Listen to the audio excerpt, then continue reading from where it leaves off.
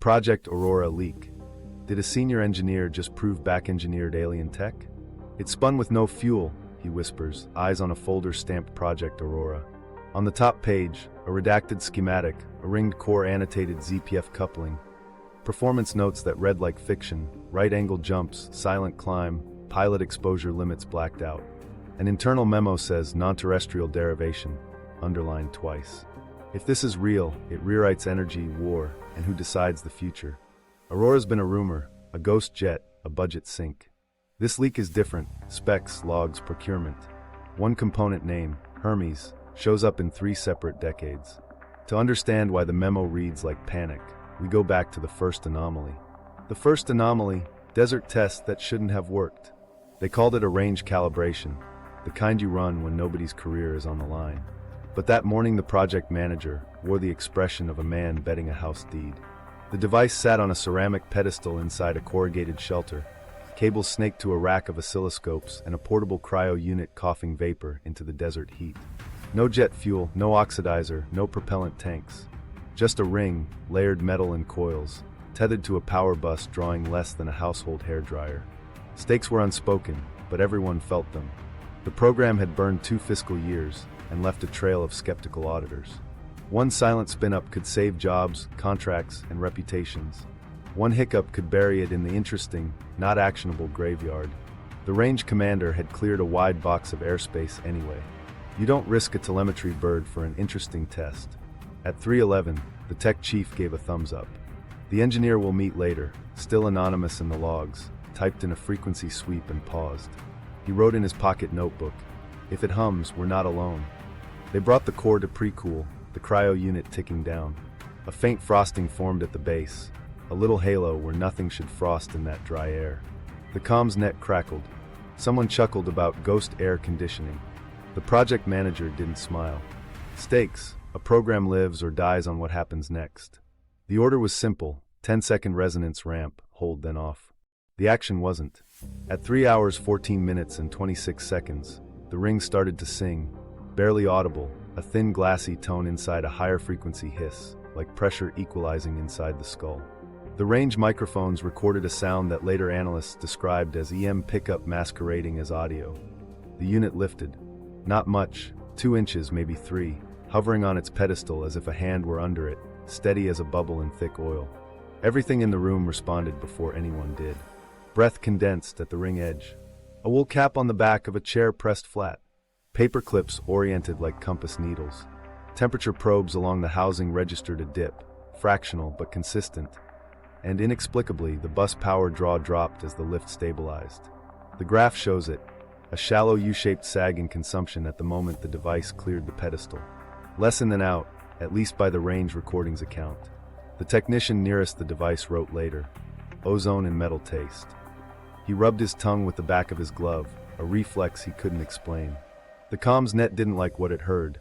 Packets stuttered, voice cut to syllables, and the range commander's request for a second camera angle turned into a burst of static. Headaches bloomed, a cluster of people pressing fingers to temples, squinting like the air itself had gotten too bright. Meanwhile at the rack, the engineer, our future whistleblower, gripped the edge and breathed through his teeth. He'd been told the equations predicted mass fluctuation. A polite way of saying inertia and weight might not be as stubborn as we think. Seeing the ring float with a power dip wasn't a theoretical curve. It was a rebuke to everything he'd been taught to rule out. He scribbled 2 words in the margin of a printed diagram. Phase cancel inertia. This was the moment everything changed. The project manager cut the hold short. Down now. 10 seconds became 5. The ring settled with a soft click, the tone faded, the cold halo retreated. Comms came back in a blink, as if a switch had flipped somewhere above the building. The oscilloscope traces, if you believe the logs, kept dancing for a few seconds more, like an echo in a canyon you can't see. In the aftermath, the official report called it a sensor error. The range cameras were out of calibration. The microphones picked up electromagnetic interference. The power bus measurement subject to drift. The section that mentioned lift used the phrase, apparent separation. A memo appended the next day reclassified all raw files and noted distribution, program office only. On paper, the test underperformed and did not meet objectives.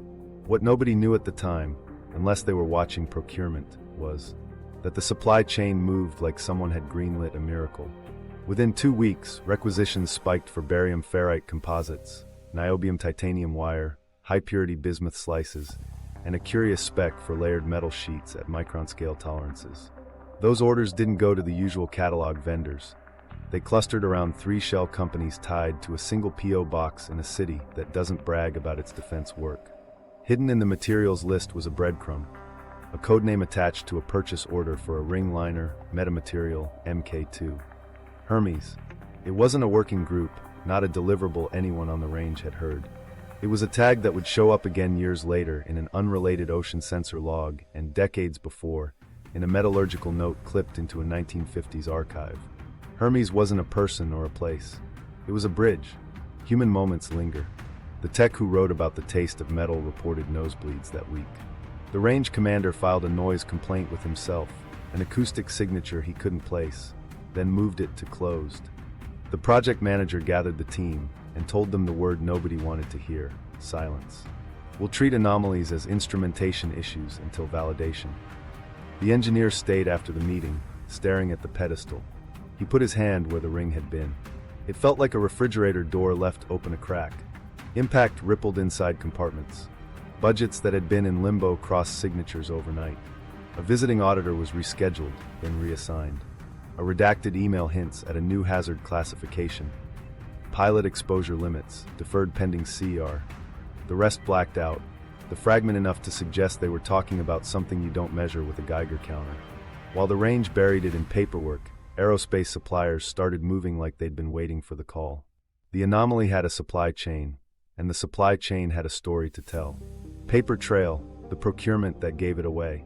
While the range filed instrumentation error, the money told a louder truth. On paper, it looked like gaskets, fasteners, thermal paste, boring. But buried in the line items were orders that didn't belong together outside a very specific kind of machine. Barium ferrite composites in odd aspect ratios. Bulk niobium titanium wire spooled to cryorated tolerances. High-purity bismuth sliced into sheets thinner than a human hair. And a layered metal specification that repeated like a drumbeat. Alternating bismuth and magnesium zinc, micron scale, edge polished, vacuum bag sealed. Stakes moved from career risk to something bigger. Billions pushed through innocuous codes, the kind that never draw a hearing. Oversight sleeps when everything reads like office supplies. The first unusual cluster hit a small vendor network nobody had heard of. 3 LLCs formed within days of each other, each registered to the same P.O. box above a shuttered photocopy shop. Their contracts ballooned from 5 figures to 8 in under a quarter. Action starts with a spreadsheet and a set of curious eyes. A mid-level accountant in a defense finance office flagged a pattern. The same layered metal spec appearing under different commodity codes, routed through 3 primes that never bid publicly. She wrote an internal note, repeat spec, cross-year, cross-office, unexplained, and sent it up. 2 days later, she was reassigned to special projects. Her final email auto-replied for months. On extended TDY. Evidence had a rhythm. Purchase orders referencing ring liner, metamaterial, MK2 Hermes. Freight bills showing refrigerated transport for non-biological goods. Anodized housings delivered with cryocompatible bushings. A one-time lump sum for sensor shielding arrays. Cross-reference to a vendor known for high-frequency waveguides, not shields. The invoices stacked, bland and reassuring, until you traced the ship-to addresses, contractor depots proximate to test ranges, and one inland facility with a runway nobody uses publicly. The materials weren't random. Barium ferrite for magnetic behavior at radio frequencies. Niobium titanium for superconducting coils when you cool them hard enough. Bismuth for geomagnetism and odd thermal conduction. Magnesium zinc to play well with the bismuth without poisoning the bond. The repeated spec called for alternating layers measured in microns, a composite that showed up in fringe stories from the 1990s about crash retrieval fragments. Those stories were easy to laugh off, until the exact stack appeared in a Navy shipping manifest labeled Prototype Internal. Human moments leak through ledgers. A supplier rep joked in a bar about the thinnest lasagna you've ever seen, then clammed up when someone asked which kitchen. A quality control tech signed off on a lot with a note, optical shimmer under T-Hertz lamp, and got his wrist slapped for adding commentary. A driver hauled a sealed crate under temperature control in midsummer and Told his wife he'd never felt cold seep through steel. Impact rolled through the market. Prices for high-purity bismuth ticked up quietly. A single refinery began quoting defense preference lead times. A magnesium mill took a contract that made no sense for its public portfolio, then posted a job listing for a metallurgist with thin film deposition experience at a facility that didn't advertise clean rooms. Meanwhile, a cryo vendor doubled capacity and won a classified award that came with non-disclosure training for forklift operators. What nobody outside the compartment saw was the way contracts nested. The Shell LLCs fed subassemblies to a mid-tier aerospace firm that specialized in integrated quiet power. That firm had just acquired a materials lab with lineage to a 195's Air Force Research Unit. In their marketing archive, a forgotten brochure bragged about magnesium-bismuth interface stability, language that reappeared in a 21st century vendor spec, sentence for sentence, with the adjectives swapped for acronyms. Complications surfaced because perfect systems don't exist. One procurement drew a question from a contracting officer about the unusual combination of cryo parts and high-frequency shielding. The answer came back with a waiver. Program-specific integration, SAP reference on file. Another requisition used a code typically reserved for medical equipment to move a pallet of niobium titanium. The paperwork said MRI spare, but the receiving base had no hospital. Meanwhile, parallel buys hinted at the control headache they were fighting. Orders for optical isolators and fiber links rated for kilovolt transients. EMI gaskets in quantities that made no sense unless electronics were dying regularly. A small run of operator mitigation apparel, cryptic until you read the return notes, size exchange, pilot. This was the moment everything changed for those watching the trail. The layered metal spec matched descriptions from a controversial set of samples that had floated around journalists and labs for decades, micron-thin bismuth alternating with magnesium zinc. Scientists had argued over their origin, many concluding they were interesting but not alien. The point wasn't proving provenance. It was that a classified program was buying their way into that geometry, at scale, with precision no garage could hit. The accountant who'd been reassigned kept notes anyway. She circled Hermes wherever it appeared, on packing slips, on internal memos, on a firmware compliance checklist she wasn't supposed to see. Hermes traveled with the ring. It showed up in a line item for phase array coil windings, Rev C, and again in a cryptic request for cerulean lock parameter update, Propulsion team. The supply chain, all on its own, whispered that the desert drive had cousins in water. Impact settled into a shape, a quiet retooling of vendors across 3 states, a bottleneck in bismuth purity, a new class of secrecy briefings at companies that used to make airframes, not fields. Oversight committees read smooth summaries and nodded. The line items didn't sing. They only sang if you'd heard the hum. And for one engineer who had, there was nothing abstract about bismuth and wire. He'd felt the pedestal cold and watched the power dip. The paper trail didn't prove the lift. It proved intent. It proved persistence. It proved someone was building a machine around an impossible idea and buying the pieces to run it again. The senior engineer, why he broke. He wasn't a romantic about physics. He was an integrator, wires, firmware, tolerances. 30 years in aerospace, the kind of person programs trust when the theory stops and the soldering iron starts. He'd come up on turbine blades and switched to fields because the money moved. Pension in sight, kids through college, a house with a mortgage he could see the end of. Then the ring hummed, and the math he'd filed under maybe someday walked into his ear and sat there. Stakes were simple and brutal. Keep quiet and keep everything, or speak and risk all of it. He told himself he was just documenting a discrepancy. During an internal review, he wrote in the comment field, observed effective energy out in under lift condition. Anomalous inertia reduction suspected. He knew how that would read. He sent it anyway. In the meeting, a colleague snorted. You forgot the minus sign. Another laughed, tapped the whiteboard. Error stack, not free energy. He didn't push back. He nodded, pretended relief, and went back to his bench. But he kept a second notebook. In the margins of a photocopied schematic, he scribbled the phrase that had hit him at the rack. Phase cancel inertia. Not as a declaration, as a question. What if the field geometry did to inertia what noise-canceling headphones do to sound? He annotated coil windings, circled the bismuth magnesium stack, drew an arrow to a block labeled Hermes and wrote, timing key? It wasn't a manifesto. It was a working man, trying to reconcile a cold pedestal with a power dip. At 3 a.m. on a maintenance window, he was assigned to firmware verification. The building was quieter than any lab should be. No clanks, no forklifts, just the buzz of lights and the soft hiss from the cryo lines. He clicked through a menu he knew by muscle memory and watched the unit pre-warm to a test state. The hum arrived before the numbers moved, a thin, dental drill thread that made the hair on his arms lift. He wrote one line in his notebook: "This can't be human." He meant the feeling, not the lineage. The feeling that the room had been retuned, like walking into a church after Mass and hearing a note still hanging. He raised the moment in an engineering review the following week. "We're not losing power to drift. The bus drops in sync with lift." The program physicist slid the printouts across the table, the official ones that flattened curves into compliance. "Your instrument is lying." The manager added, "We don't use language that invites outside review." He knew what that meant. He also knew the procurement he wasn't supposed to see had ordered more of the exact layered metal he'd just traced with his finger. If it was a lie, they were buying more of it. The response came fast. He was pulled off integration, assigned to documentation. His NDA refresher felt different. No jokes, no eye rolls. A security officer, he'd never met read clauses that weren't in his first packet. He found his name missing from a distribution list he'd been on for years. HR called it role realignment. In the hangar, people who used to talk shop with him switched to weather. He pushed down the anger because anger is loud and loud is dangerous.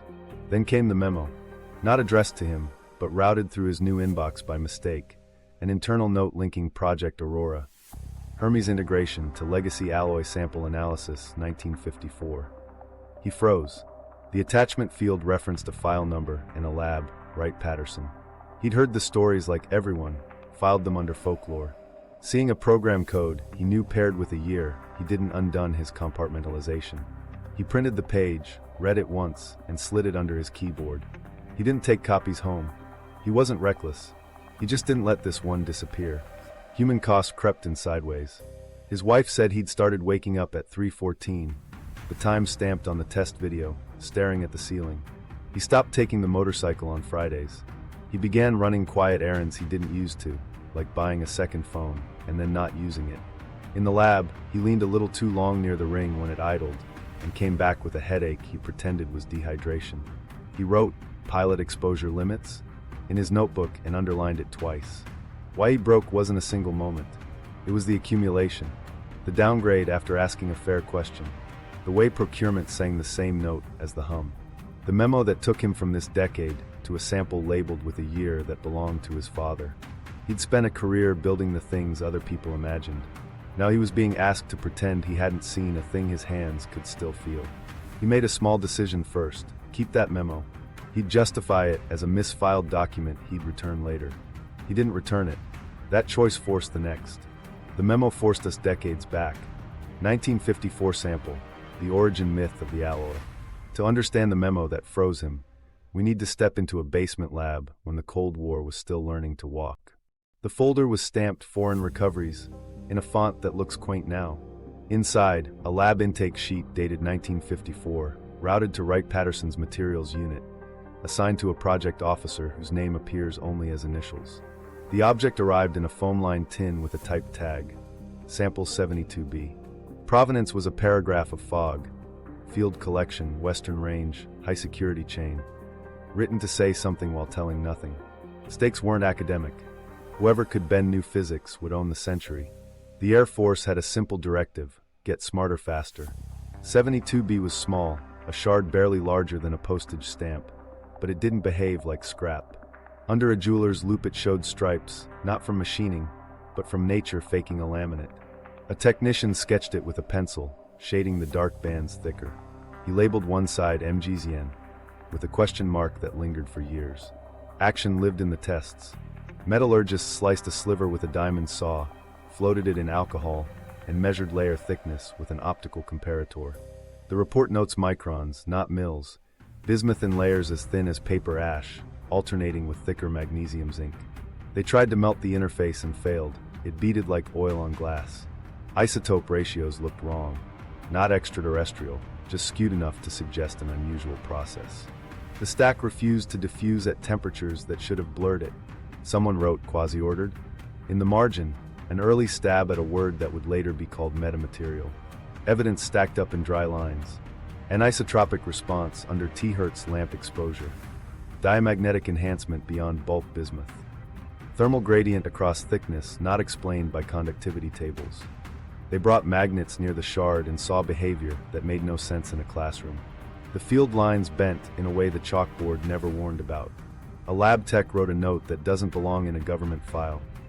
Coffee cup skittered when magnet approached 72B, hands steady. He underlined cup. Meanwhile, a cooler detail, the shard pulled heat like it was thirsty.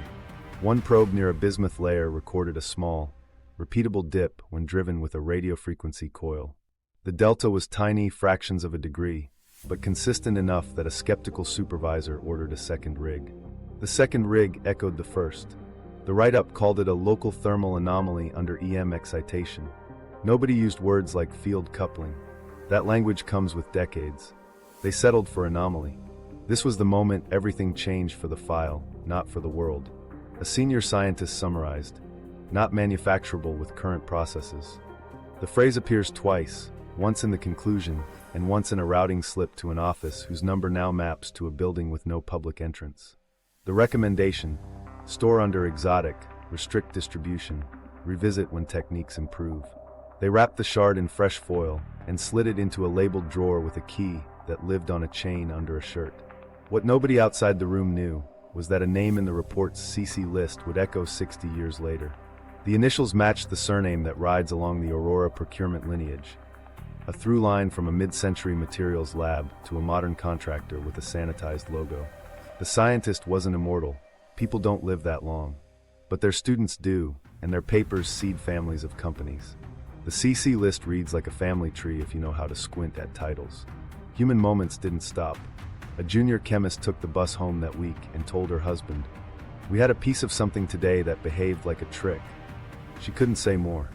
A machinist refused to clamp the shard with standard jaws and built soft fixtures at lunch because he didn't like the sound it made under pressure. Another tech stopped wearing his wedding ring near the magnet bench after it tingled his finger when 72B was present. There's no equation for tingling, but he logged it anyway. Impact was a shelf, not a breakthrough. The memo that closed the file wasn't defeatist, it was cautious, indexed under EX4. Pending process advances. Translation: we can't copy it yet, so we won't talk about it.